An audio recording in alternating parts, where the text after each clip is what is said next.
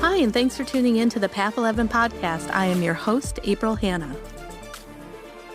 At the Path 11 podcast, we are here trying to deliver leading-edge research on consciousness, healing, and metaphysics. And just like you, we are trying to answer the big questions about life. Who are we? Why are we here? And what is our purpose? We hope by listening to our podcast, it will make each day you live on Earth a little easier to understand. And now for today's podcast. Hello, everyone, and welcome to today's podcast. I am very excited to bring you this guest. It's a person that I actually work with and the grief therapist who also helped me get through some of my grief when my mom had died. The person that I am bringing to you today is Kelly Daugherty. She is a certified grief counselor with over 20 years of experience in the field of grief and loss. She's also an LCSW-R. Kelly graduated with her bachelor's and master's in social work from Florida State University. This woman has done it all. She has been in every clinical position that you can think of. She has worked as a therapist, a program manager, and a clinical director at mental health agencies and hospices. Kelly currently owns and operates a private practice, Greater Life Grief Counseling in Malta, New York, and that is actually where my office is too, through Hannah's Healing. So it's been a lot of fun to share office space with her. Since October, we got together and I moved in with a bunch of other practitioners there. She has also helped thousands of individuals navigate their grief journey by providing individual and group therapy to children, adolescents, and adults experiencing illness and bereavement. In addition, Kelly co-created Healing Strides, combining grief counseling and mindfulness with walk-run-based therapy. Kelly has dedicated her career to helping individuals integrate their grief into their life in a healthy way by developing healthy coping skills and achieving their goals through the utilization of cutting-edge proven techniques. When Kelly's not working, she enjoys doing her do-it-yourself projects and spending time with her husband, Kevin, who is also supposed to come on my podcast. I'm just going to shout him out because he's a life coach, a hypnotherapist as well, and also shares space with us in Malta, New York. And she also has two sweet pups, Boomer and PJ. So Kelly, yay, you're here. Yay. I'm so glad you said yes to this. Me too. I'm excited. Yes, I am excited that you're here as well. So I don't even know how we met for thinking about this because you used to come to my Reiki meditation music classes and I was holding them on Broadway in Saratoga Springs, New York. Kelly and her friend Sherry, who happens to be one of my Reiki students, these two women would come in and they were always excited for my class. And I think that might be where I first met you. But when I worked at Four Winds Hospital, you still might have been working at the Center for Children and Family. I'm not sure because your name always sounded really familiar. And we had a lot of children that would come in and out. We would cross refer. So I'm like, maybe I kind of heard from her there. And then we had a shared client at one point, and then that's when I really knew you. And then my mom had passed away in 2019, and I knew that you were a grief specialist. And I said, she's got a grief group going on. I attended your grief group. And then COVID hit, and our grief group got somewhat canceled. Yeah, unfortunately. Yeah. And then, after things started to open up a little bit, you and Sherry said, hey, we have an extra office space. Would you like to join us and move your office in here? And now here we are sharing office space together. So yeah. So do you remember how we first met? It was at Reiki Music Meditation. Yeah. It was. Okay. Yeah. All right. Yeah. Yeah. You guys were my regulars. You guys always came early. You picked your spots. And so, yeah. So I loved really it. Cool. Yeah. So I'm actually probably going to get a chance to even learn a little bit more about you because I know we never really get a chance too much to talk about personal stuff. We're usually trying to figure out groups that we're going to do and talking about business. But I would love for you to let my listeners know a little bit about your grief story and what really prompted you, motivated you, and inspired you to go into the work of grief, because I really do feel like it's a calling. Absolutely. It definitely is. I don't think most people choose to go into this without some sort of story behind it. So when I was 14, my mom died of breast cancer. She had been sick for about 2.5 years. And July 28th, it was actually coming up in a few days. It will be her 28 years ago that she died. And I was a hot mess after that, really struggling, really didn't feel like I belonged, felt very lonely and isolated in my grief, cried myself to sleep most nights. And my dad recognized this and was like, you need to get help. And so I always tell this story because I think it's quite funny, but I went to an all girls Catholic high school and I was in 10th grade and extremely boy crazy. And obviously there was no boys at my school. So my dad told me there'd be boys at the grief group. So I went in the hopes that I was going to have some boys in the group, which did not happen. But that group changed my life. I met 3 other girls there. They had all had their fathers die. And I met an amazing social worker, Renee. And she's really to credit why I am a social worker today. And that group really helped me feel less alone in my grief and helped me know that there were other teenagers out there that were grieving. 1 in 14 children will have a parent or a sibling die by the time they're 18 years old. But when you're 14 years old going through grief, you don't know that statistic and you don't know how often it actually happens, because I think most teenagers that are going through it probably don't talk about it with other friends. So that group really helped me tremendously, went through another group.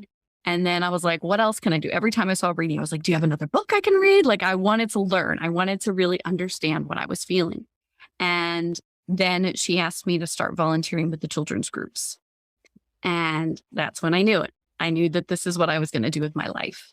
And so I decided to go to college at Florida State, started volunteering at hospice there and helping them with their children's groups, and eventually became an intern. And halfway through my internship, they hired me.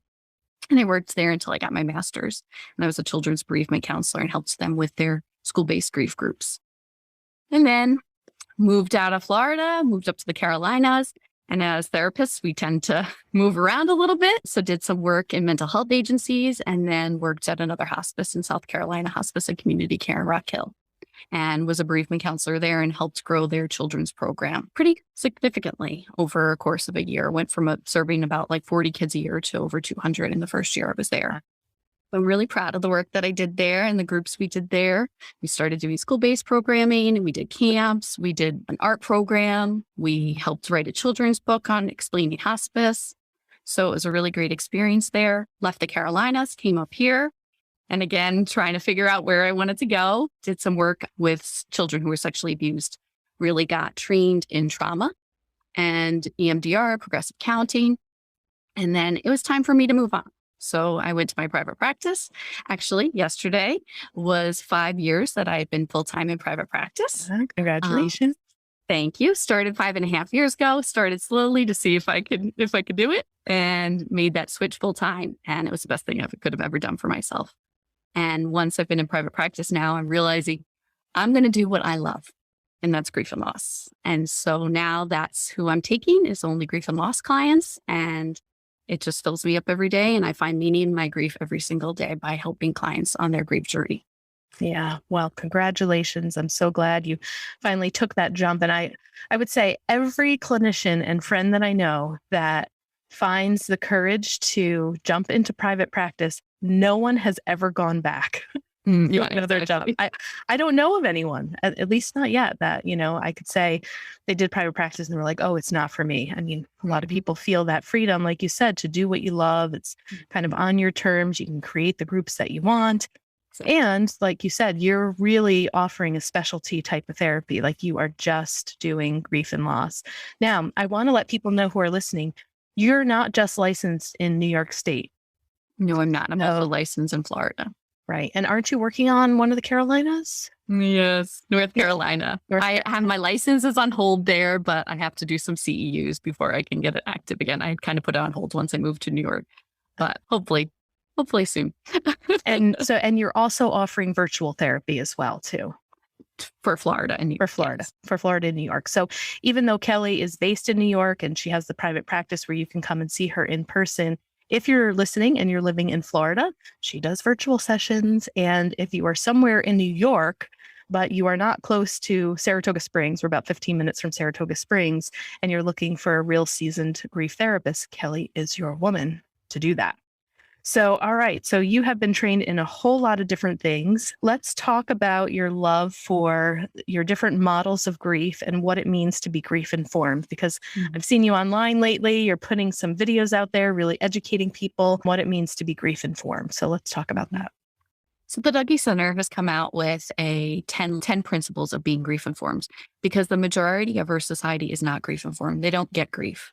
Even therapists and medical professionals are given the training. I didn't take a grief and loss training in my social work program. I took one in the religion department, one in the nursing department, but there was none in the social work department at the time I went there. Now there is, but most graduate programs do not offer grief and loss. And the reality is every one of our clients is going to experience some grief and loss while working with them, whether it's from a death or a loss of a job or a divorce or some other kind of loss. Everybody experiences loss. And it's really quite sad that more education isn't done on the graduate level for therapists. Mm. And as you said, not every therapist is equipped with the tools to do grief and loss counseling. So it's really important if you are seeking out grief counseling that you find someone who has the knowledge and is grief informed. And basically what it means to be grief informed is that you have a knowledge of what grief and loss is and how to help them. We're not based on this old model that is out there about 5 stages of grief and loss. It's just not accurate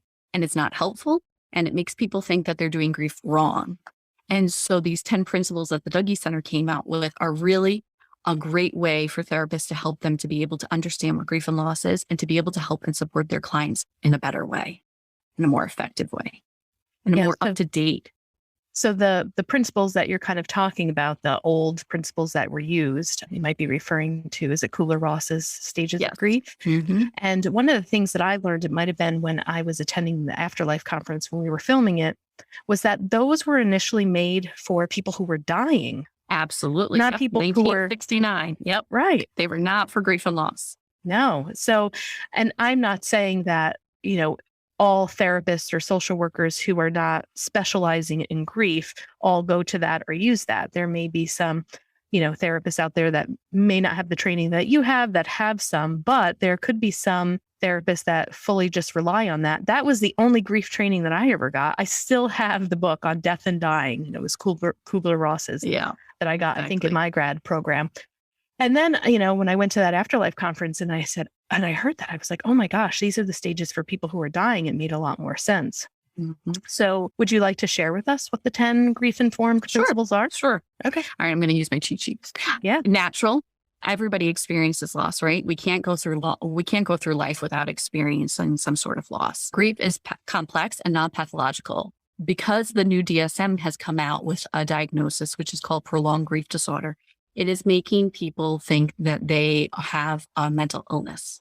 And if you look at what the criteria for this diagnosis is quite concerning. As I said in one of my videos, I would have been diagnosed with this as a teenager because for adolescents and children, they're given 6 months past the death and yearning and longing, all normal parts of grief and loss is what they're saying is a criteria for prolonged grief disorder. I certainly, after 6 months after my mom died, was nowhere near like stable and okay, and so I would have definitely been given that diagnosis. And while that diagnosis does open up people to get out to maybe seek out therapy, and maybe we have a code we can use to diagnose for insurance companies, it's not helpful because grief is a normal, natural process. And now we're putting a label on it and telling people that they have a mental illness, which is it's very concerning.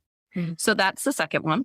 Contextual. It's not an individual experience. Grief is interwoven in all areas of our life. We always talk about secondary losses, right? There's the loss. Like for me, there was the loss of my mother. Then there was the loss of, the caregiving role that my mom provided, some financial and things, all these different secondary losses it's not just the primary loss.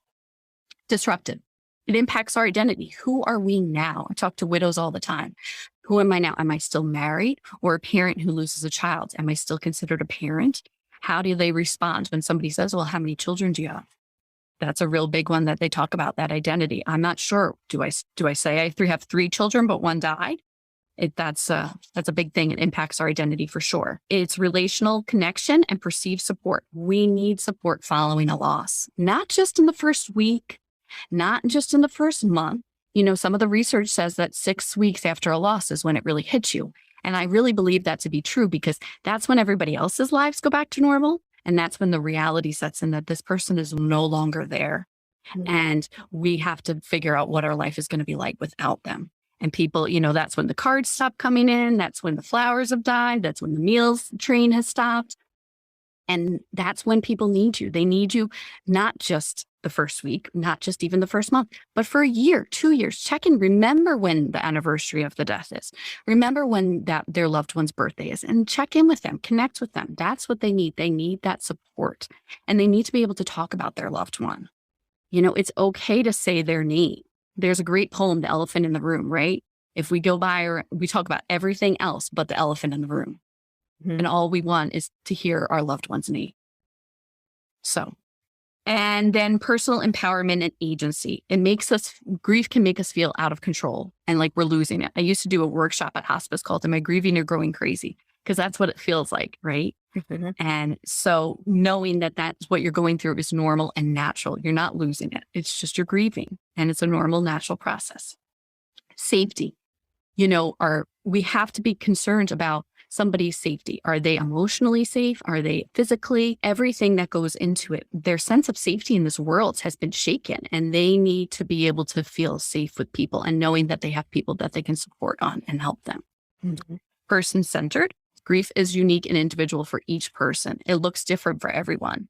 I always say if you had an identical twin sister, each of you are going to grieve differently. It's such a unique process. It's dynamic. There is no stage. It's not prescriptive. We can't say that grief is, you're going to go from this to this to this. I wish it was like that, but that's not the case. And then non-finite. It is interwoven in everything. It is not this ending process. You're not going to all of a sudden get to 28 years later and be like, okay, you're doing great. I've been writing a chapter for a book that's coming out in October, and it was about my story of my mom's death. And every time I sat down to write that, I cried. And this is almost 28 years later. It still brought up so much emotion for me. So it isn't this ending date that we're ever going to get over. We just learn to live with it. So thank you for sharing those stages with us. Is that what they're called? Stages? Principles. For the principles. The two that really stick out to me was the 6-week time mark. And my 6 weeks would have been maybe mid-January or entering into February. And then COVID hit in March. So it was just like a really intense time because, like you said, it's like everyone's checking in on you. My flowers were dying, and it's like, thank God people bought me plants, and the phone calls and the text messages were less. And then all of a sudden, the people who would still be checking in with me, everyone that I knew in my kind of support system, then went into crisis because COVID hit, and I really felt like my grief and my ability to even process it was put on hold because now I'm questioning my own mortality. We didn't really know what COVID was. All of my friends are now in a fight or flight or crisis, and my mother's death no longer became significant, in their lives per se, because they're worried about their children, their families, and what's going on. And then I feel like I was able to return back to my grief once things settled down, because as being therapists, we don't just kind of get to put our business on hold because we're in crisis, right? So it's like, so here you are, a therapist, and you're grieving yourself, but then COVID hits and you have all of your clients who have their own trauma, PTSD, loss, anxiety. And it was kind of like, okay, you got to rise up again to the occasion. So it was a real balancing act in how to take care of my grief during that time. A part of myself, I just avoided it, in all honesty, and had to put it on hold and then kind of return back to it. Anything you want to say about that? Or is that common? Yeah, absolutely. I think for somebody grieving, going through COVID it was awful.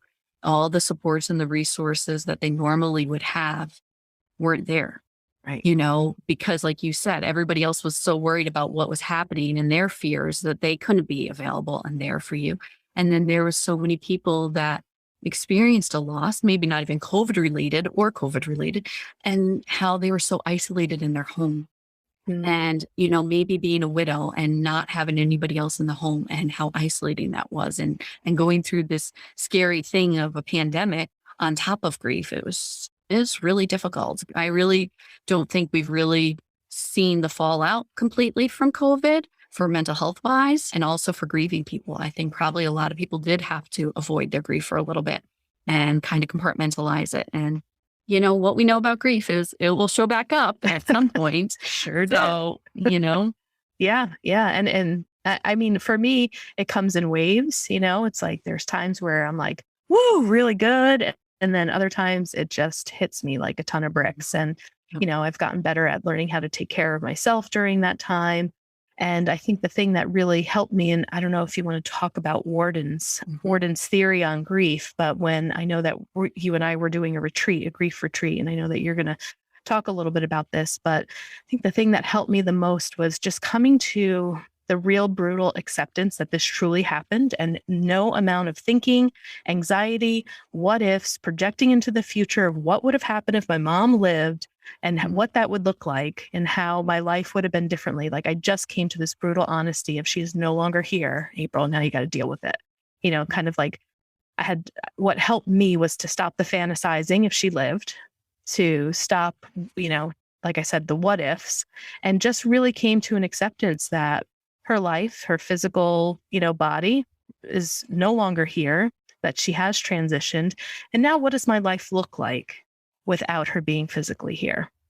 And I think Warden's theory there kind of fits really nice into the model that makes sense for me in the way that I grieved. So I was hoping you could share that too. Absolutely. So the first one is accept that reality of the loss, right? And that's not just a one-time thing. Even years down the road, April, there's probably going to be things that trigger you and you're going to be like, oh, wait, mom should be here for this or whatnot. And so it's these things that that accepting isn't just a one-time thing. It's constant, like really having to accept. And especially sometimes with people that we don't see all the time, it's real easy to just pretend like, oh, they're just away or we just can't reach them right now. And so again, accepting that reality that they're really gone. The second one is basically leaning into the pain of the grief. And I always tell my clients, you're going to get so sick of me saying, but you need to lean into your grief. You need to feel it.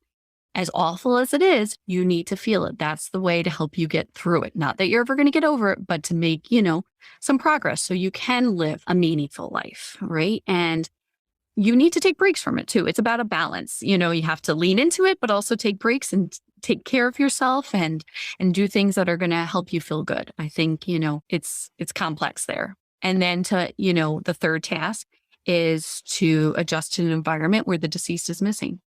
Now that they're gone, where, our brain, I just read The Grieving Brain, and it really talks about like how we have these maps in our brain and how we're just so used to being able to know where our loved one is. And so that's why so much of like this brain fog and grief brain that we talk about, it's really impacted because we're like, wait a minute, we can't understand where they are now. And we're trying to make sense of that, in our environment that they're not here anymore. Right. And then the fourth one, which is my favorite, is to find an enduring connection with the deceased while embarking on a new life. How do you keep that continuing bond, which is another theory, right? And how do we keep that bond and that connection with them while still being able to live our life, right? For me, I keep my connection with my mom. I find my meaning in my grief every day by doing this work. I have a picture of her in my office. Sometimes I wear her ring or things like that. That just keeps that connection to her. Yeah. Yeah. Same here. I mean, I have my mom's picture probably almost in every single room of my house. I have, an ancestor altar. If you guys are watching this on Path 11 TV, on this fireplace, and I have pictures of her and, just certain things of her that remind me of her. And like you had said, it kind of waxes and wanes. Like I recently got married this year, right? And I had this moment where I was like, oh, I got to call my mom and see what she's going to bring. And I was like, whoa, wait a second, Yep.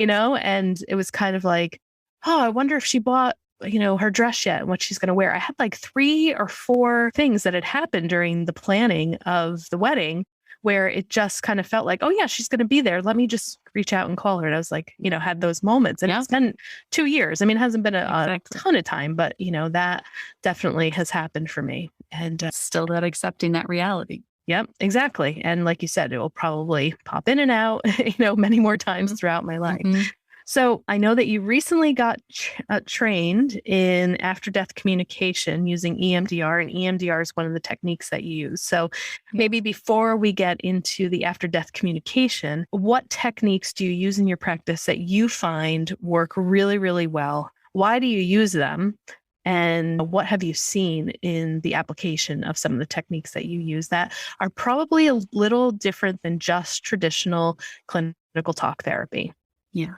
So it depends on the person, right? Obviously, children are very different. They use a lot of art activities, bibliotherapy, music. I use all different things with children. Adults, I meet them where they're at, depending on what's going on with them. I use progressive counting, which is similar to EMDR, but in my opinion, a little more tolerable and just as effective. And then I also use EMDR. And the way I'll use those is especially if the death was sudden or tragic. Mhm. Even if they didn't witness the loss, they have created in their mind what it looked like. Maybe it was an accident or whatnot, and they've created that in their mind. And so we can use EMDR or progressive counting, which are both trauma-based interventions, to dial down the intensity of those emotions connected to that memory that they've created in their mind. And maybe they've witnessed it, maybe, or maybe it's finding out that their loved one died. I've used that also. And because my goal is I want them to focus on the life of their loved one, not on the death. Mm. And our brain is like Velcro to the bad and Teflon to the good, right? So our brain loves to stick to the bad moments, the horrific moments, the ending, the death, rather than focusing on the life. So when we're able to process that memory of finding out or witnessing it or whatever it was, they're able to bring that intensity down so then they can focus on more of the positive memories. And so I use that a lot with a lot of my clients pretty early on. I teach a lot of tools. I'll teach EFT tapping to help them be able to self-regulate when they need to. I use a lot of guided imagery, visualization. How do you stay connected to your loved one? Maybe being able to resolve any unfinished business, things that you didn't get to say to your loved one. It varies. I meet the client where they're at and see what's going on and what they need help with and go from there. And obviously, I want to hear about their loved one. I want to hear their story of their relationship. I want to hear the memories. I want to be able to get to know their loved one, even though I physically couldn't meet. Yeah. And so for those people who don't know what EMDR is and TFT, because I sometimes kind of forget that there could be people who are just starting on their grief journey. They've never been in therapy before and they don't even know that EMDR and TFT exist, but that's like regular language for you and I. So could you define those two terms for people? Sure. EMDR is eye movement desensitization and reprocessing. It was developed by Francine Shapiro, and it's kind of the gold standard for trauma treatment. It uses eye movements, bilateral eye movements, to help process the memory. And the way I always explain it is when we go through a traumatic event or a difficult memory, it takes that memory and shatters it like puzzle pieces throughout our brain. So that's why we'll have these little images pop up, little maybe flashbacks or being triggered by a certain color or a sound. And EMDR, progressive counting, what they do is it puts all those puzzle pieces back together and then kind of puts it in long-term memory so you don't have such an emotional response. Now, when I did my progressive counting training, I'm the kind that I go to a training, I'm like, I'm going to work on all of my tough stuff because this is free therapy here. Why not? And so I did my mother's death. And I can now think about seeing her in the hospital that after she died and not have that feeling in my stomach anymore or have much of an emotional reaction to that memory anymore. So, and that was 9 years ago. So it definitely helped me and sustains that amount of time. So, and EFT, I use EFT, which is emotion field therapy or tapping. And I use what's called faster EFT. So it's not necessarily the traditional EFT because I think it's too long and wordy. I tend to change things up a little bit. Awesome. Great. Thank you for going through that because now I want to enter into the after death communication training that you took. I remember the day where you ran up to me in the office. You're like, look at this book that I just got. And it was Induced After Death Communication. I said, oh, that's so strange because Mike and I are getting ready to do a documentary on this. And then I bought the book and I read the book and I didn't go through the specific training, but I did have a couple of sessions where I tried some EMDR with one client of mine. And she indeed has had two after death with 3 people that had died. And it was pretty phenomenal. She really is like a different person. And what it did, and I'm going to have you go into it a little bit more in detail, is exactly what you had just said. It replaced some of the finite like memories of when these people died and like the negative aspect of it and brought her totally back to wonderful memories. of them when they were alive. So, do you want to talk a little bit about what induced after death communication is? Sure. Well, the first component of IADC is EMDR. So it's not like traditional EMDR where we target a specific memory. We actually targeting the core focused sadness, because the belief is that really with grief, anger and guilt are kind of secondary emotions. They kind of distract us from what we're actually really feeling, and that's that core sadness of the loss. And so it's targeting that. It can be pretty intense, bring up a lot of emotions. But what tends to happen is after you do some really good work with the EMDR, with this core sadness, that after they kind of peak with their emotion, they come back down. And then you're able to do an induction of where they are able to maybe connect with their loved one in a different way. And so these after death communications are occurring in about 70% of the cases in private practice. When Dr. Boykin developed it in the VA, he was having about a 95% rate of it happening and the VA, but private practice is looking about 70%, but still really great odds. And even if somebody doesn't have, I've had one client that didn't have an after death communication, she still had tremendous benefit and value from the session because of helping with that core sadness, maybe resolving some of the more traumatic memories of her child's death. And so really being able to, it really has helped her tremendously, even without that after death communication.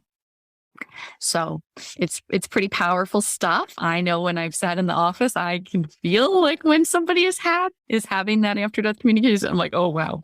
Like, oh, I could feel something's going on right now. And it's been pretty amazing to watch. But like I said, I think it's a great tool, regardless of whether or not you have that after death communication. And I think go in with no expectations, but it's going to help you with your grief, then that's the way to do it. So what have you seen in the clients that have had the after death communication during these sessions in your office? One woman had a ton of people show up. Pretty much everybody that I think has died in her life showed up at that point. She had some really great closure with a parent figure and had connection with a child and other family. She was surprised by some of the people that showed up, but quite emotional, but really very powerful, and felt tremendous growth and progress after that session. Really has been pretty life-changing.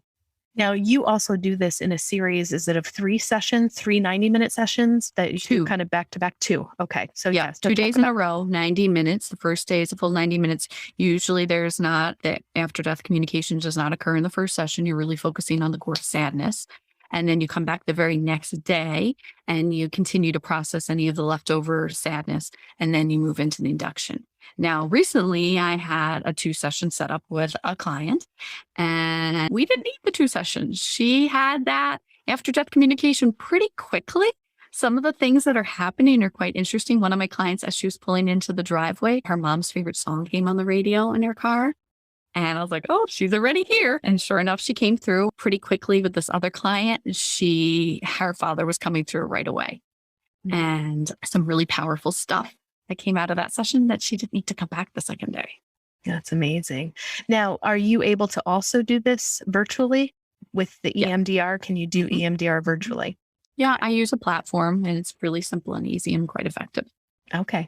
And I know that with this, because people might be wondering, how do I pay for this? Is this covered by insurance? And this is not. This is something that is a private pay. Mm-hmm. Yeah, unfortunately, insurance doesn't allow for 90-minute sessions. And and 2 days in a row, probably not either. So this is self-pay. Okay. All right. Good to know. So I'm sure people are also wondering, how do you hold all of these stories of grief yourself? How do you take care of yourself with being a grief therapist and hearing, just some of the heaviest stories? I think you probably have heard every type of death that is possible.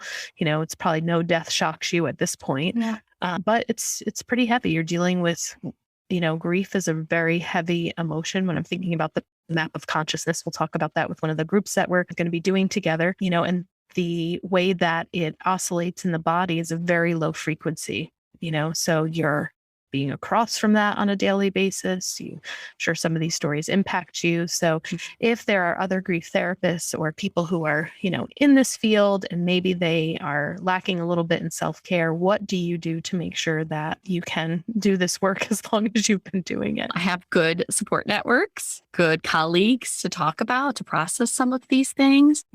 Emotions come up. I'm human. Hearing some stories, my eyes will fill up with tears.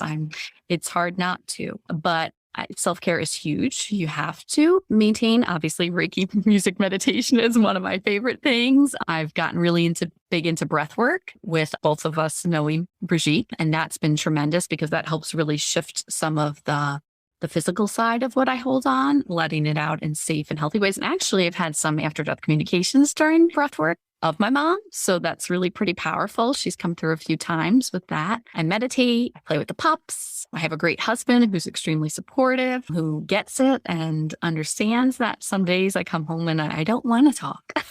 I just want to veg out and watch some Netflix and then go to bed.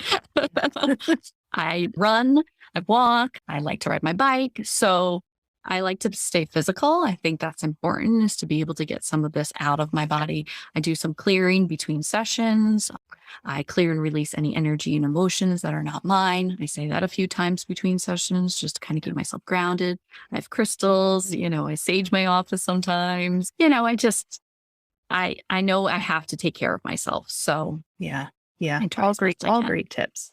Yeah. And just try not to use as much sage as I do. I was teaching a class and we were using sage in one of the art classes and it set off the fire alarms. The fire alarms were going off for about 20 minutes. The fire department had to come. So yeah, sage is always can be fun, but use sparing. I'll stick to my spray. Yeah.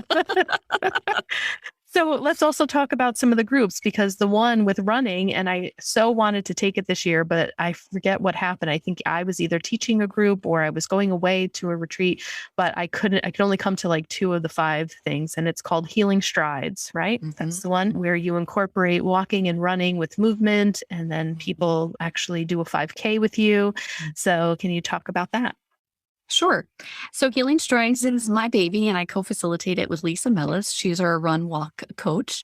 And the first hour was a traditional grief group. And then the second hour, we go outside and we train for a 5K race. And everybody's at different levels. There's some walkers, there's some run walkers, and then there's some runners. And then at the end of the group, we all ran the Freihofer's 5K race for women together.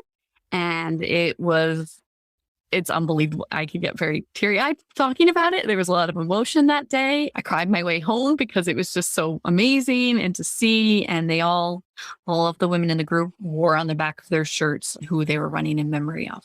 Oh, and that was really powerful and special to see. And just to see them have this goal that they work towards and crossing that finish line and seeing them with that huge smile on their face was just, it's worth everything. It's my favorite.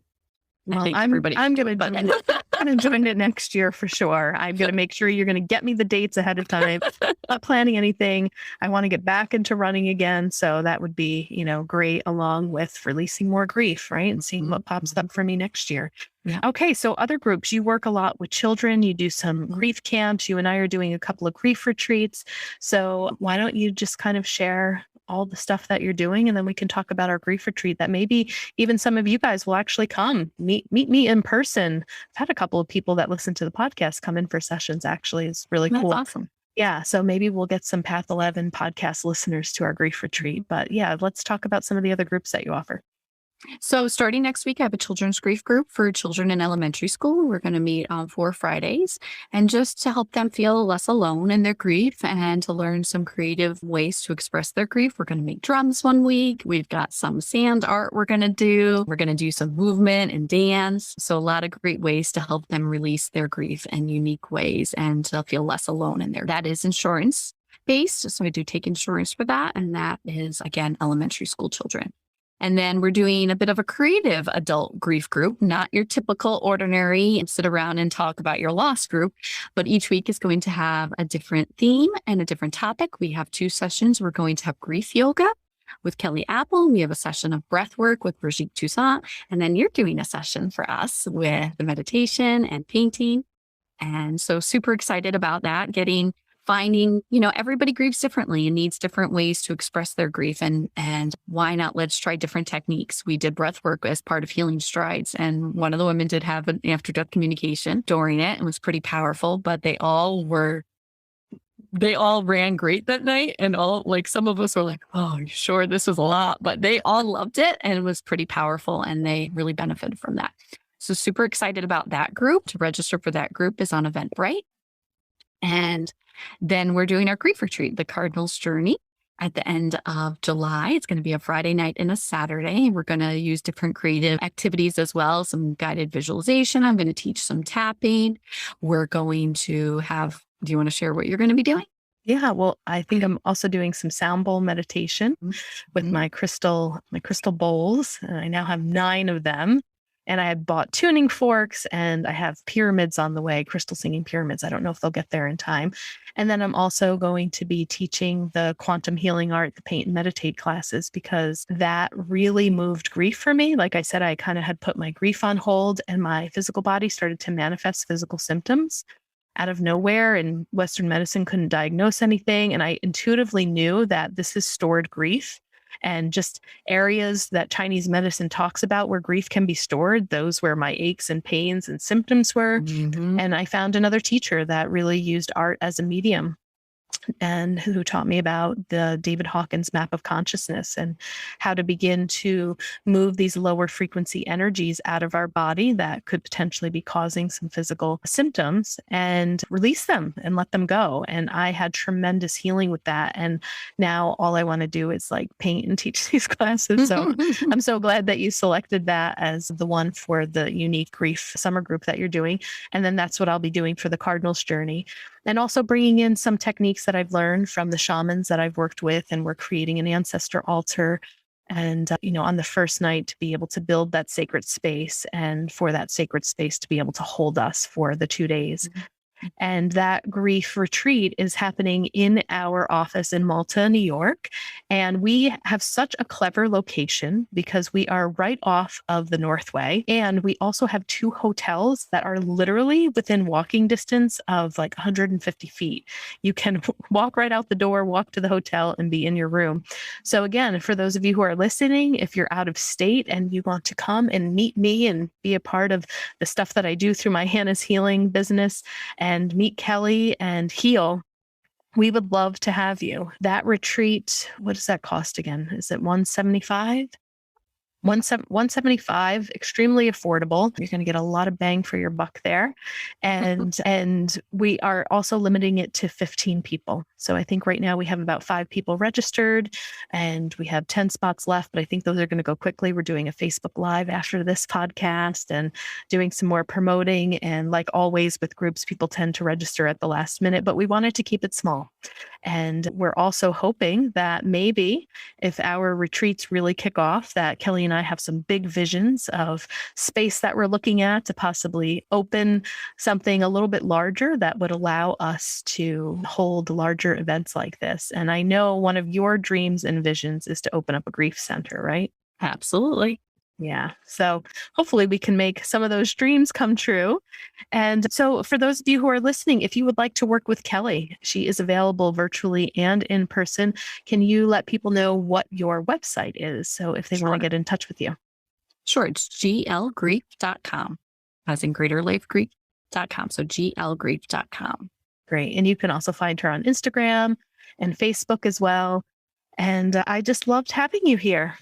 Well, thank you. Yes, it was fun. It was great to chat with you, and maybe we'll get your husband on someday. Just putting the pressure on because he has some great offerings as well, and I've sat and talked with him a couple of times, and things really shifted for me. So I think he also has a tremendous skill in the work that he does, and it's Absolutely. It's just wonderful to be around you and to share office space with you and to have you there if I need you in any way, shape, or form to, get me back on track if I slip into any, grief there. So thanks again for being a guest on the Path 11 podcast. All right. Thanks so much, April. All right, everyone. Thank you so much for listening. Please check out all the links in the show notes. I hope to see some of you at our retreat. That would be so awesome to see you guys in person. Again, it's a really easy venue to get to. There are hotel accommodations. You do have to pay for those. That's not included in our retreat fee, but would love to see you guys. And I hope some of you reach out to Kelly. She's amazing and she will help you through your grief. So email her, let her know that you heard about her from the Path 11 podcast. And I will bring you guys another amazing guest next Monday. Take care, everybody.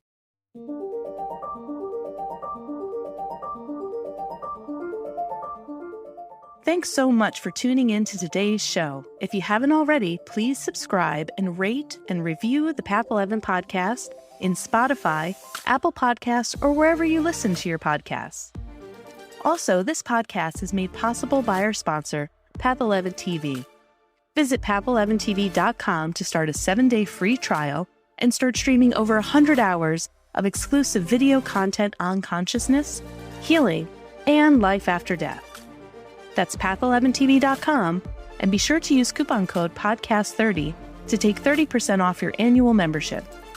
Start satisfying your spiritual curiosity with a membership to Path 11 TV today. Bye for now.